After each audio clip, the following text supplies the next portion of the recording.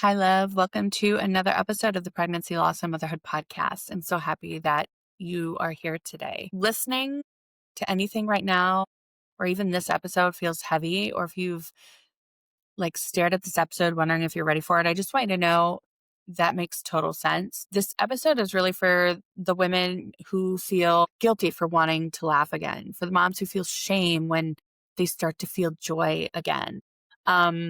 The ones who truly wonder, if I feel happiness, does that mean that I'm forgetting about my baby? Or does it mean that I'm forgetting about my baby or moving on without them? So I just want to take a big breath today before we go any further, because I want you to really understand that you are not broken. That's the truth. You are not broken. We feel broken. There are maybe parts of our identity and parts of us that are broken. Us as a whole, we are not broken. We are hurting. We are in pain. We are suffering. We are detached. We are angry. We are bitter. We are fucking rageful, but you're not broken. And I want you to know that grief and joy, which I deem as opposites, or I would say opposites, they weren't meant to be enemies. You can't have one without the other. Even sadness and joy, or loss and joy. If you've never experienced loss, how do you know what joy truly feels like? And if you've only ever experienced joy, have you experienced the true depth and all-consumingness of joy if you've never felt the loss? So this episode is really special to me because it's something that I struggled with for so long, and not just after Evelyn died, just a lot of situations in my life that it's like the way I grew up was either or. You can't feel more than one emotion at a time. It's like you're angry. Like, I don't know how to really communicate or verbalize that, what I'm trying to say, but I really want us to touch on the fact that grief doesn't disappear. It evolves. And I think one of the biggest lies that we're told about grief is that there's an expiration date, or people act like there's an expiration date or enough time that has passed that you should be okay. And I get curious about where people come up with these numbers and, come up with these ideas. But there's a part of me that believes it's about the will to keep going. I think when people are telling you, like shitty things, like, maybe, haven't you moved on, or haven't you dealt with this? Like, I think there's one, of course, they don't know how to handle your grief, and that's on them. I do think there's always a piece, though, of they want you to be okay, but they don't know how to make it better because they can't. And I truly believe most people mean well. But so David Kessler, he's one of the world's leading experts in grief. He says grief doesn't end, it changes. It's a passage, not a place to stay. And to me, I look at that and I think it's such a beautiful quote, because grief happens after a tremendous loss, traumatic experience, and we do have to sit in it for a little bit. Not everybody, not always, but it's, again, a passage. We're going through it. But there's a point where we have to sit in it to feel it, to feel the emotions, feel all the feelings coming up in our bodies so that we can eventually process and keep going. One of the most beautiful things, too, that I ever read, it's in one of the Grief Watch books, and it's one of the first things I read after Evelyn died, and it's like, 100 ways to something about stillbirth, but it said to take a vacation. It said to take a vacation from your grief. Like, you have to do that sometimes. And at first, when I read that, I felt a bit confused. I'm like, how does that work? Like, this was, maybe a month in, you're like buying books and you're trying to figure things out. Why did this happen? And why did it happen to me? And what is grief and how long is it going to last? And one of the first experiences that I had with taking a vacation was watching my other two children play. And I just forgot for a little bit.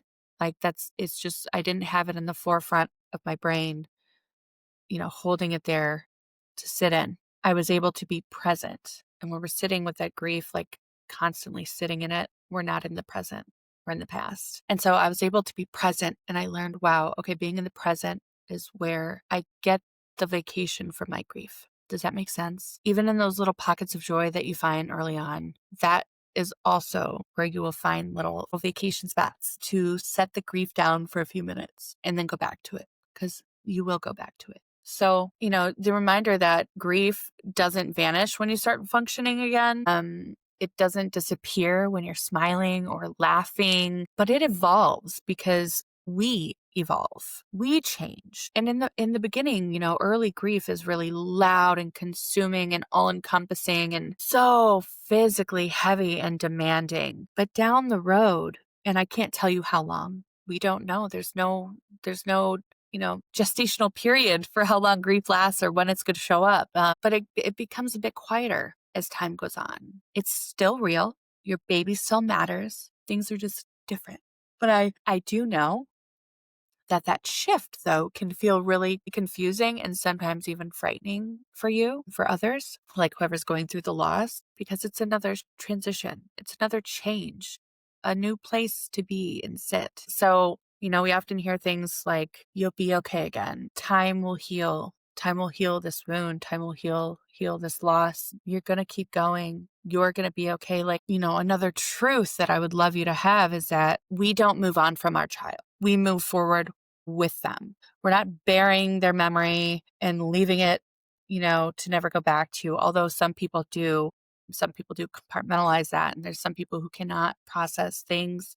They don't know how to get support or help. And by all means, I am not judging you if that's you. This is fucking hard, but it's a reminder that your love doesn't disappear.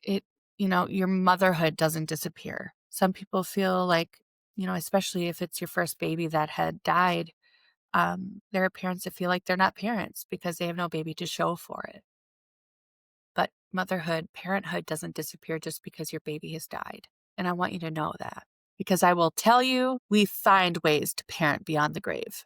We find all the ways, and rightly so, your grief doesn't disappear. It just takes up space differently. There's a really great visual. If I was a really great editor, I'd show you a picture of this in the YouTube video, but there's a picture of a ball and then there's a circle around it. And it shows that it's not the ball that's getting bigger, but the outside circle expands to hold the capacity of the grief. Like, it's just a really good visual. I hope that I explained that right. I will link that in the show notes, because sometimes a visual can help us understand what something really is, but grief just looks different over time. I want to talk about a really beautiful moment that I remember vividly.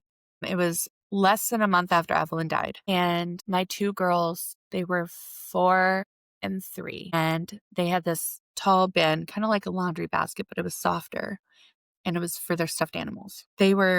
And I was laying on the couch just videotaping them, and I was laughing, and it's not something that I had looked at the time and been like, wow, Vallen, you did laugh. A few weeks after Evelyn died, you were laughing. But in that video, one was going in the basket and the other one was stuffing in the other stuffed animals and then pushing each other over in it. And they were just laughing and wrestling and giggling. And I was laughing and I was being present and watching them. Yes, I was recording because it was just so funny. But that was the first time I remember laughing after my loss. It was the first time that I was enjoying something, the first time that my body and my brain just forgot for a second what was happening. And what I also remember is the guilt that came after that, because I was laughing, and I've talked to so many moms who've lost babies, and there's a question that always comes up a little later after the loss, and that's, does this make me a bad mom? And normally the question is being centered around because they laughed because they forgot about their baby for a few hours. And it's not that they forgot.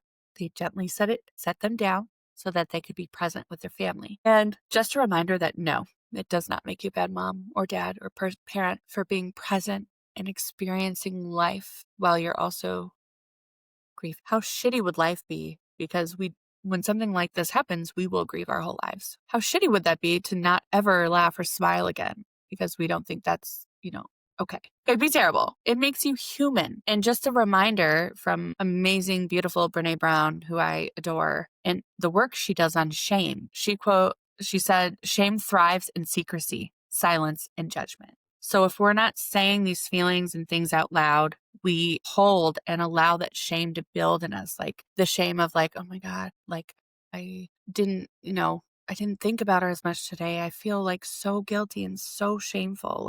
I'm a terrible mom, things like that. It's not the truth. That guilt, the shame that comes up, it's not the truth. And the next thing I'm going to kind of bring up is something that we do talk about very often on my podcast.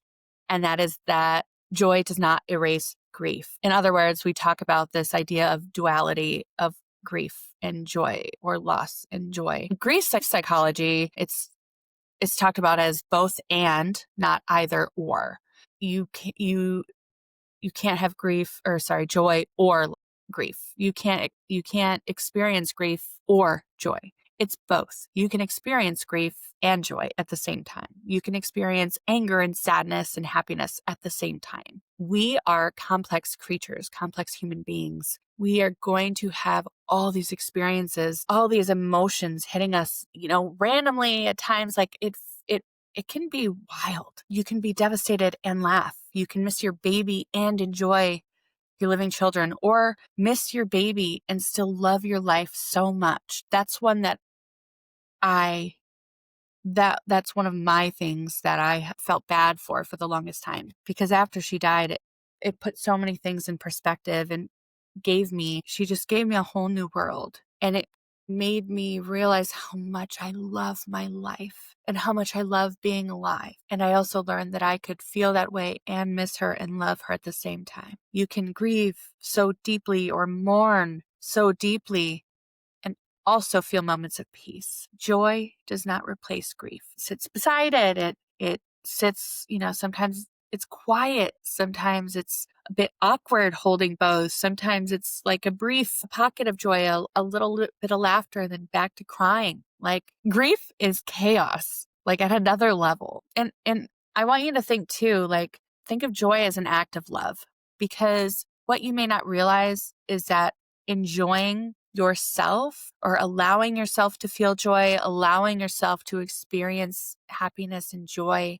can be a way of honoring your baby or your child. Because I don't believe our babies wanted our lives to stop just because they were no longer physically here. Our love for them was never meant to be a punishment. That's what I believe. There's another quote by David Kessler, the grief expert, and it says, "Finding meaning doesn't mean finding the reason. It means finding how the loss changed you." Meaning isn't something that you are going to find. It is something that you have to create. It is something that you have to witness. And believe me, there's nothing more that I have ever wanted in my entire life than to find the reason why she had to die. I don't believe she had to die for me to find this path or this purpose of mine. I think it shortened the time period to get to where I am, because it threw me into this loss and grief world. But unfortunately, a lot of us will never find the reason, but we can create the meaning that it gives to us. We can find the meaning that it gives to us. We have to continue. So I know that it's easier said than done,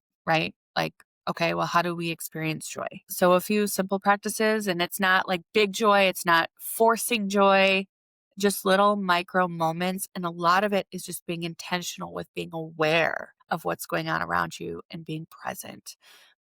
And these are some of the ones that saved my life quite literally. And that's letting the sunshine, my God, shite is a word my brother uses. Letting sunshine on your face, even if it's frigid cold out like it is right now. I took my boys out today in 13-degree weather, but there was sunshine. I took my glasses off and I closed my eyes and I just let the sun beam on my face, because I am in a depressive state because of the lack of drinking your coffee slowly and intentionally, like holding your warm cup and just being like, oh my God, this is my favorite mug, my favorite coffee. And it's so warm and cozy. And just notice all the feelings in your body. Laughing without apologizing, laughing to laugh, and not like, while you're laughing, be like, oh my God, my baby's dead. Like, why am I laughing? Now you may have that thought, but let it pass and allow yourself to laugh. This is just an invitation, because you definitely don't need permission to do anything, but an invitation to just let yourself enjoy one thing today. If you're struggling, even if it's like, for me, it's 6 years down the road, but I'm noticing that I'm struggling a bit more than usual, and it's my grief. So there's no pressure. There's no timeline. Just allow yourself to enjoy something today or tomorrow. I mean, I don't know if it'll be late where you are, but a little. So, we talked about letting things coexist, letting feelings and emotions coexist. We talked about the fact that you're not broken, although parts of us may be. Us as a whole, we are not broken. What you are experiencing is the worst thing, that grief of losing a child, a baby. But if there's one thing I want you to hold today, it's kind of reframing that you're not broken. You are responding normally to something devastating. Enjoy when it comes. It's not a betrayal for you. It's evidence that love still lives in you. You're still trying to find those little spots for yourself. I just want you to know that you're not alone. You are never alone. And I know this grief journey is very hard. I definitely have other podcast episodes that talk about this. I'll link them in the show notes because I don't have the specific numbers. We are almost to our 100th episode, and that is like astounding. I was hoping to make it to my 100th, hopefully by New Year's, if I can get my butt in gear, and really crank out some episodes, like 2 a week until the end of the month. If you're looking for a little extra support, there are support groups. You can go to starlegacyfoundation.org. You can go to returntozero.org, I believe. If you are looking for local support groups, please use Google, pregnancy loss or stillbirth or whatever your specific loss is, miscarriage support group near me, or, miscarriage support group in blank city, whatever that is. And if you want more in-person support, there are other podcast episodes to listen to. You can head to our Etsy shop to create a beautiful Build Your Story necklace. We have charm necklaces now that allow us to be a little creative. And, the charms are there to build your story. That's what we call the necklace. And so we have the beautiful charm holders, and then we have all these incredible charms to support our journeys through it. And a reminder, you can watch this on YouTube, or you can go to our TikTok channel, which is Pregnancy Loss and Motherhood Podcast, I think. I will link everything in the show notes so that you have the correct the correct links. But have a beautiful week, my love. Try to find joy. I'll be thinking about you, and I'll see you next week.